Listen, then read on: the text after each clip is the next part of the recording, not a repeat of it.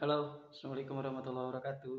Berjumpa lagi dengan channel saya, Dadi Seundi. Gimana kabarnya teman-teman hari ini? Semakin baik, dan semakin sangat baik. Itu yang saya harapkan dari teman-teman. Mudah-mudahan pada hari ini teman-teman sudah bisa merubah pola pikirnya, sudah bisa merubah gaya bicaranya, sudah bisa bermain, sudah bisa liburan, sudah bisa makan enak, sudah bisa fokus terhadap sesuatu hal yang dikerjakan oleh teman-teman. Itu yang saya banggakan ya.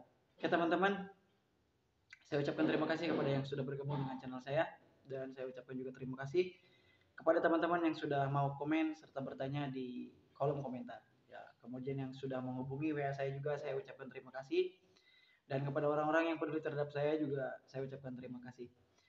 Oke teman-teman, dari Sabang sampai Merauke yang saya banggakan, kali ini saya ngebahas tentang satu hal yang sangat penting untuk kesembuhan teman-teman ya, untuk menuju teman-teman menjadi lebih baik lagi daripada hari yang sebelumnya.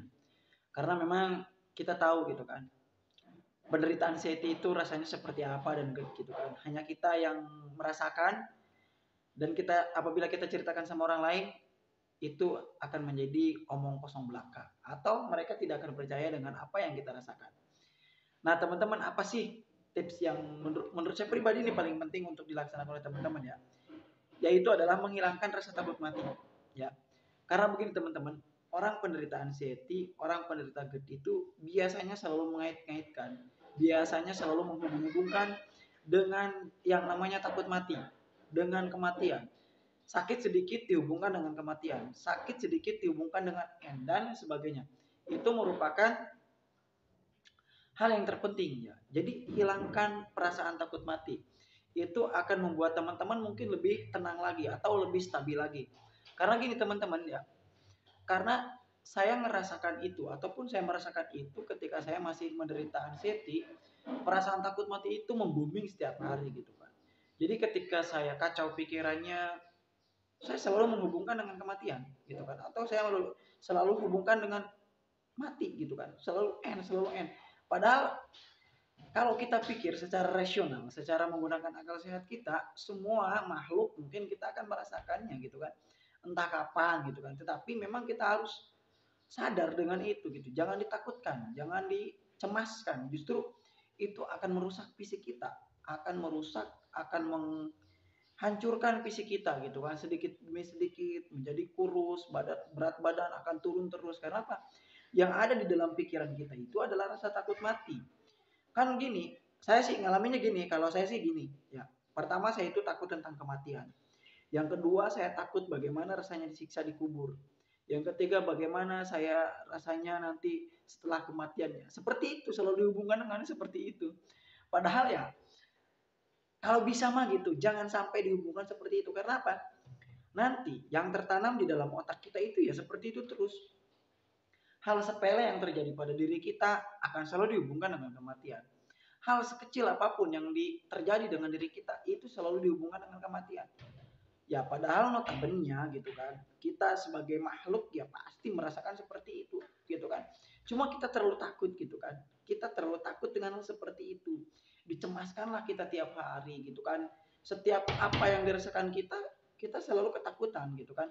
Selalu waduh jangan-jangan saya bentar lagi terus gitu dihubungkan. Padahal coba nikmati kita hari ini, enjoy kita hari ini.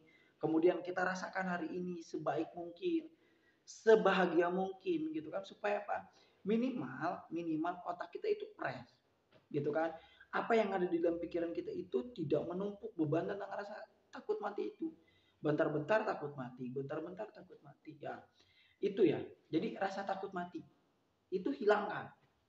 Yang kedua adalah memiliki penyakit berat, itu juga tolong hilangkan.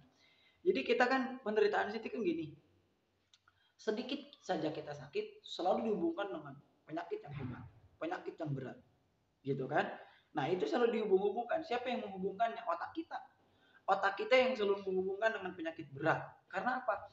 Kita itu sebelum kita dicek ke dokter, sebelum kita diperiksa ke dokter, kita sudah didiagnosa sendiri oleh otak kita.